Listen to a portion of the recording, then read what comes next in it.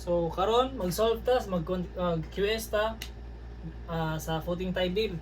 So let's say nga natay nga schedule. Ngani pati ano pastada.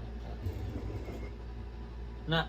So natay top bars, natay tulo ka buok sa top bars, natay tulo ka buok, bakal dire nga tag 20 mm ka bagaon, then sa web bars wala, pini blanco. Then sa bottom bars is tulo ka buok. Then nasa stirrups na. So ano siya? So first ang pangita na tong solve is ang formworks. Ang formworks is pinaka basic ano, area lang karon. Area lang di na ta mag-solve pila ka plywood, pila ka board fit sa frame nga to ang kailangan. So first formworks.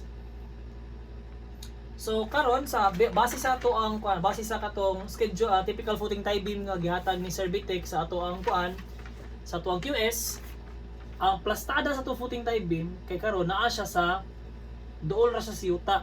If this is NGL mo na siya mora na yung footing tie beam, di ba? So kung mutan-aw to sa ang cross section nga naa na siya kana nalubong na siya ana NGL ni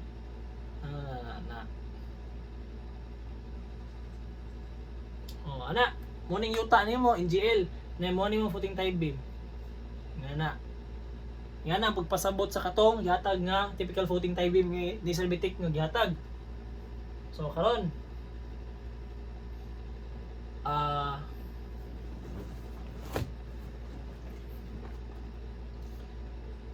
mo na siya no. Sa pa mingon. Sige. Perimeter. So ang perimeter na to karon is sa base sa ang previous video kay natay formula sa perimeter nga 2 times A plus B plus 0.2 ana nga na ang formada kay tungod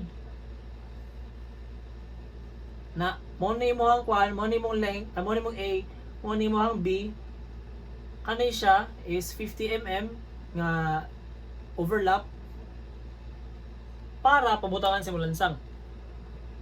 So 50, 50, 50, 50, 200 tanan. Mm. I-convert ni mo into meter 0.2. Now karon ang case ani sa sa kaning footing tie beam is ngani. So dire let's say nga this is A, mo ni mong A. Sa top dili naman nimo tabunan ang top, dili naman. So wala na. Di na ka mag-B diha. Now karon dili na pud ka mabutang og B sa ubos bulang ano. Na naman kayuta mo pugong sa imong semento. So meaning wala na kay overlap may tabo. Bali ang imuhang perimeter lang is A. Tuwa ka buk A. So ang perimeter nimo is 2A. So sa kanisa base sa tong schedule pila man tong A? 600. So P times 2 times 600 into meters is 0.6. Meaning na atay perimeter nga 1.2 meters. 1.2 meters. Karon, umanit yung length to. So, for example, natay length sa footing tie beam nga 8 meters. Ano, 8 meters. 8 meters ni sa footing tie beam. So, 8 meters na upat ka buok footing tie beam nga tag 4 meters. So, para sa area is perimeter times length nimo times the number of footing tie beam. So, area is equals to pila man perimeter? 1.2. 1.2 times 8 meters. Na upat na ka buok tinag 8 meters. Na akong calculate.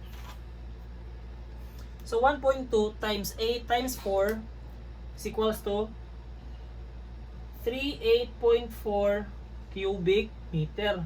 Muna na sa ron. Muna ni imong i-dito plug in dito sa formworks. Muna siya dito sa imong plug in sa formworks. Okay?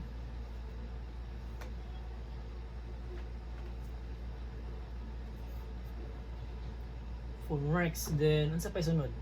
Wala na. So, sunod, volume na ta. Kaya, ang kailangan naman sa itong formworks is area lang.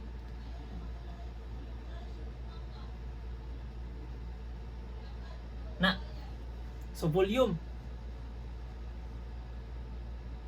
Ang volume na to is length times width times height. Pila tong length? So sa volume natay 8 meters. Upat kabuk 8 meters. O mo na tong length ha. Pwede man i-edit so good nimo. Ay isa lang tabi para basi ni malibog ba. So 8 meters times pila atong width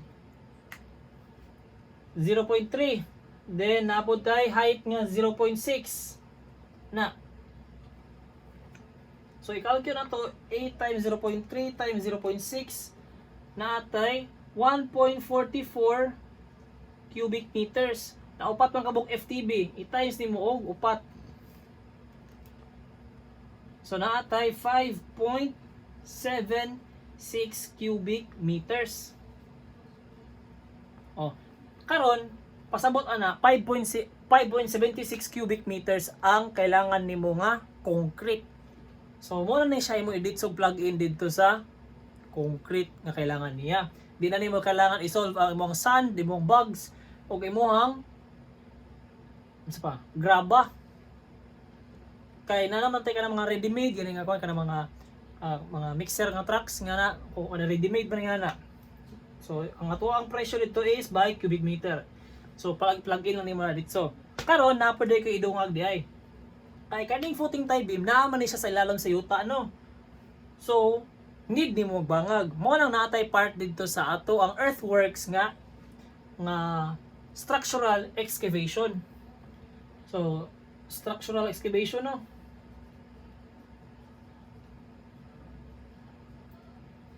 Structural excavation. So sa pasabot ana, meaning magbangag ka, magkalot ka para ibutang nimo na imong footing tie beam. So karon pangitaon nimo ang volume pila ang imong nakalot para ibutang na nga tawag ni nga structure. So luckily for us ang ato ang footing tie beam is na dire di ba? Dool ra. So 5.76 ra gihapon ang ato ang volume. Para mabutang nimo ni ngani kadaghanan nga semento, magkalo pud ka ngani kadaghanan nga yuta. Pero what if ang ato ang footing tie beam is naa diri. Oh, lalom kay siya. Let's say nga excavated depth niya is mga 1.2 meters. O di paslak nimo diri sa volume. So length times width times height, instead of 0.6 nga imong gamiton is 1.2 para makuha nimo ang unsa kadaghanang yuta ang imong kaluton para ibutang na siya nga structure. Mo na siya pasabot. Basic kay na siya no. Basic ra jud kayo.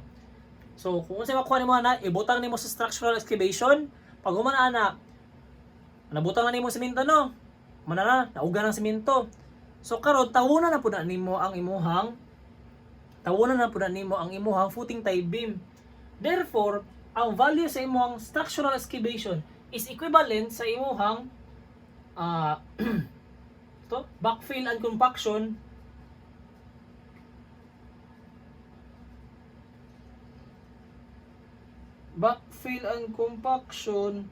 using excavated materials.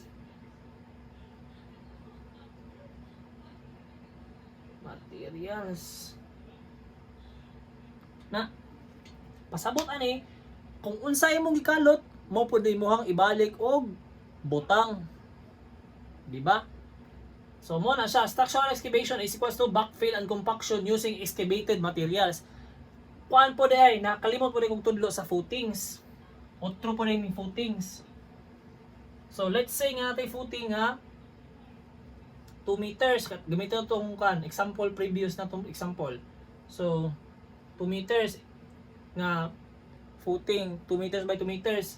Then, gilubong siya sa yuta o 1.5 meters. Gilubong siya sa yuta. So, karon isolve mo 2 times 2 para na siya sa sa structural excavation. 2 times 2 times ang imong height unsa sa kalalumang gibutang gilubong. So 2 times 2 times 1.5, 2 times 2 times 1.5, natay 6 cubic meters. Na what if naa kay 5 kabuk footing. So i-times na po nimo sa number of footings. So 6 cubic meters times 5 pieces, ay 5 footings, ana. So naa kay 30 cubic meter. Kung unsay value nga nakuha nimo sa structural excavation sa footing, mo i-add nimo siya sa kuan sa imong structural excavation sa footing tie beam, ang na-sum up nimo nga value mao na to imong ibutang sa structural excavation ug sa imong backfill and compaction. Okay, gets ninyo? Mao na siya. Dali ra kay no? So mo lang nalang ko idungan dito. Mora to ko idungan sa footings kay nakalimot og tudlo. O ay napaday ko nalimtog tudlo di ay sa gravel bedding. Gravel bedding.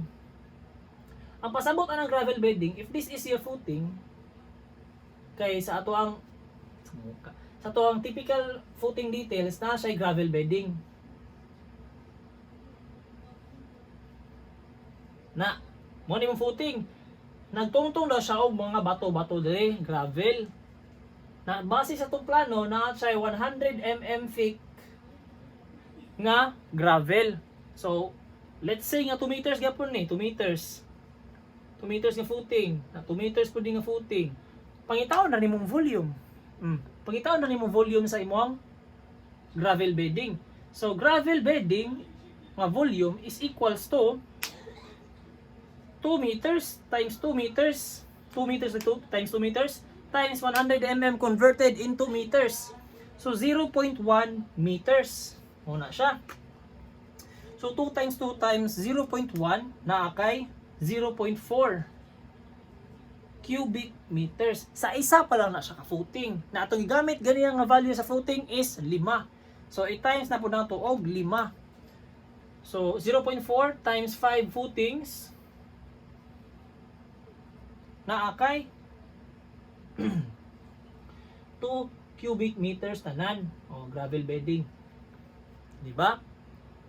Ingana na sa pagkuha na kung naapoy mga parts nga kailangan gravel bedding, ingana na pagkuha gyapon. I-add lang nimo tanan pilay i-add lang nimo tanang value nga na belong sa gravel bedding, di mo na to imong ibutang sa imong estimates. Ana lang. So balik ta no. Na-solve na tong balik ta sa footing tie beam. So na-solve na tong formworks, na-solve na to ang concrete. Karon pangitaon na to ang value sa bakal. Ang value sa bakal in terms of kilograms. So first, pangitaon taning top bars. Top bars no. So ang 3D visualization aning kwan, ang kaning foot man. Ay sa panuktok be, kanang video ko. Na. So morning ko animo ang footing tie beam. Sa sulod ana na ay tulo sa sulod ana sa ikataas, pinakataas na ay tulo. Din sa ubos na napoy tulo. Pasabot ana una siya imuhang mga bakal napadulop naglaray dito all throughout the footing tie beam. So kung unsay length nimo, mao poy length sa kada isa ka bakal. Therefore, pila man ni kabuk? Tulo. Na tulo pud ni i-add na dito.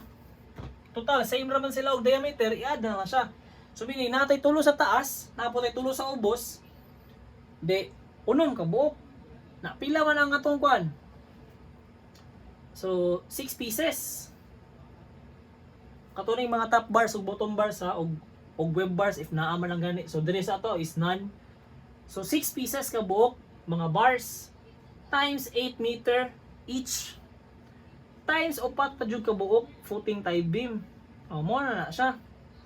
So 6 pieces i-times na nimo dito. 6 times 8 times 9 na kay 432 meters. Karon unsaon man na siya pag-convert into kilograms. Dali ra kay na pag-convert into kilograms. Morning bakal nimo rebar na. Uy. Na naputay ka bagaon dire. which is mo na siya ang diameter nimo, D. Then this is your length. Oh, length.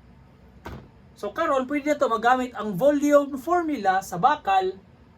Ang volume nga tawag ani. Ang volume sa bakal times ang density sa bakal in terms density tawag ani. Dili. Ang kabugaton sa bakal in 1 cubic meter. So unsa man na siya?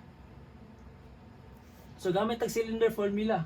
So pi d squared over 4 times length nimo, then times 7,850 kilograms per cubic meter. So kani siya in terms of meters ni siya, meters na kani pod meters. So meters cube times meters pag yun, so meter squared times meters mahimo siya meters cube. So makancel ata ng meters, mahimo lang siya og kilograms. So karon gamiton na to na siya. So diameter, pila man ang diameter? 20 mm. So dapat kabalo ta mo convert sa tuwang mga units. So 20 mm divide nimo og convert nimo siya og kaning meters. So 20 mm himong sa nato siya og cm.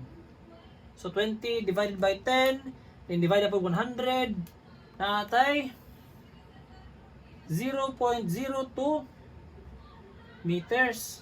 Na square da yun. Oops. Ana. Times imong length. Ngayon mo nakuha ganiya. 432 meters. Times 7,850. Grabe kang bati. Agiha. Di mabangbang. 7,850 kilograms.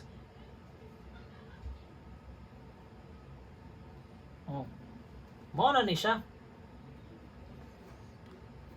So kung ato ni i-calculate 0.02 squared over 4 432 times 7,850 na sabot daw natay 1,065.38 kilograms, meaning 432 meters is equivalent to 1,065.38 kilograms. Inganion ni siya pag solve sa bakal in terms of kilograms. So first pagitaon sa nimo ang length, then sunod i-convert into kilograms ni. So muna ni siya. Kuha nimo sunod ang stirrups. Ang stirrups ani kay libog-libog punin tawanan ni. So naatay ko ato lang abok spacing. So naatay 1 at 50 mm, then 10 at 100 mm, then ang sobra is 150 mm padulong sa center line. Kaya ana man gunang footing tabi mo ana birada ba. Dire na ada tay kuan. Pulo kabok 50 mm. Then sunod kay napay pulo again. Tinag 100 ang spacing. Then dire po same both sides. Same. Then ang sobra is 150 na lang daw hantod sa center line. Muna siya pasabot sa akong stirrups. So karon pwede ta magingani nga solving kanang very specific jud kayo, pero maugmaan kana kay dugay. Na ako'y na-create nga formula ana katong pag QS. Pero karon ang gamito na nga style is ang kanang pinaspasay. Ang kaning pinaspasay daghan siya sobra, and it is a good thing na magsinubra ta kaysa magkulang in terms of quantity surveying. So karon natay choices dire man ta mamili nga spacing 150, 100 or 50. Kung mag 150 ka, makulangan ka. Makulangan ka kay na kay spacing nga 50, naabot kay spacing 100. Okay. Kaning 100, it's either makulangan ka or dili. Gi-solve na ako ni before using sa akong formula nga nabuhat.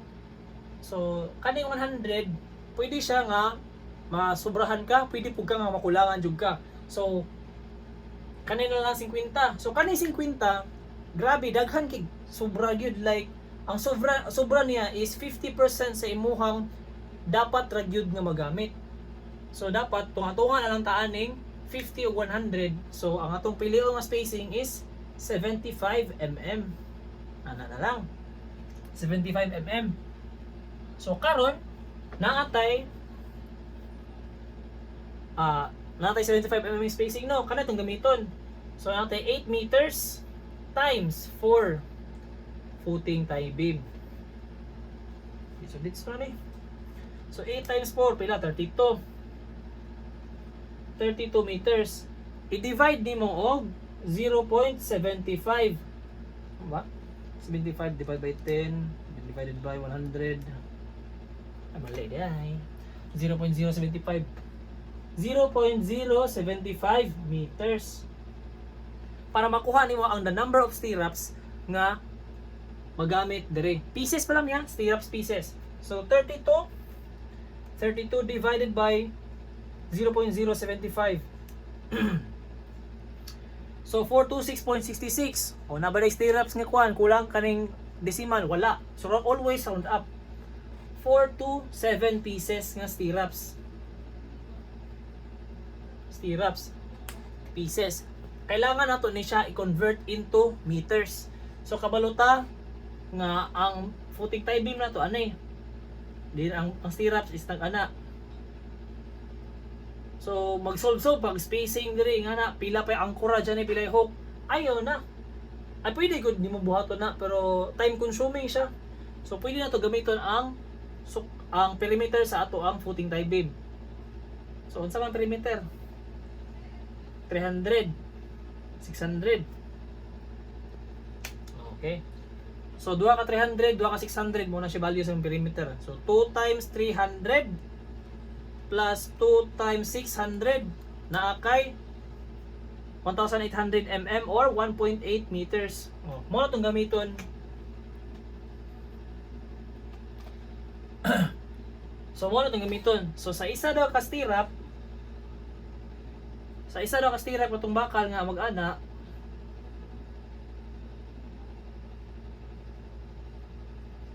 sa isa daw kaay nga ni, isa kay nga na 1.8 meters tanan dito na.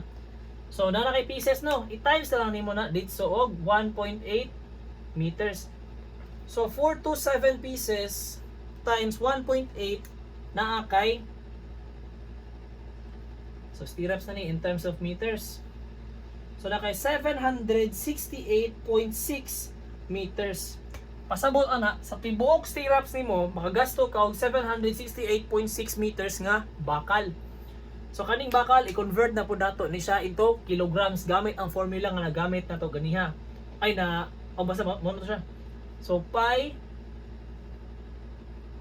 times diameter. So pila may diameter sa to stirrups? Tanaw na to. O 16 mm daw. 16 mm. So ang 16 mm i-convert sa nato into meters. So 16 divided by 10 then divided by 100 na tay 0.016 meters squared ana times imuhang